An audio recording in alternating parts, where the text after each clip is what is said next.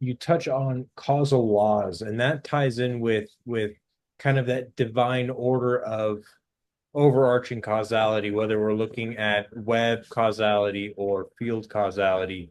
Those causal laws seem to be those, I guess, timeless, undeniable, not necessarily tangible, but uh maybe divine, maybe I guess divine order would be the word to describe that, at least from what I understood. Is that in line?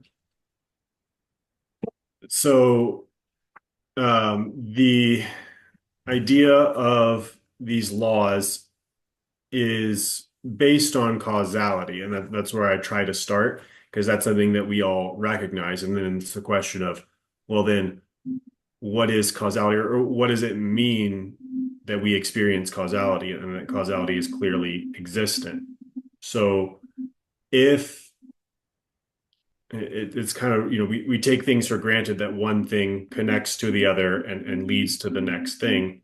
And but I do think that this basic reality that we all accept intuitively and use every day and depend on is, yeah, divine, mystical in a way, of the fact that things are connected like this, the fact that one thing does lead to another suggests that there's an underlying structure.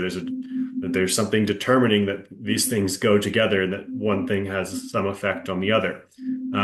If we lived in a truly random universe, then why would things proceed causally? It seems like such an obvious thing. Like, well, of course, people would have thought about that. There has to be a good answer to it, but I don't think there's a good answer to it other than to say there's purpose in form. There is we experience form, we experience limited life, limited experience, and yet it is patterned, it is ordered in a particular way.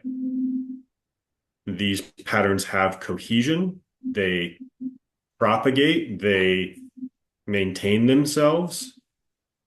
So that means they're real, and then they have, just like we are talking about with the law of dependent origination, that means they come from somewhere. They're there for a reason.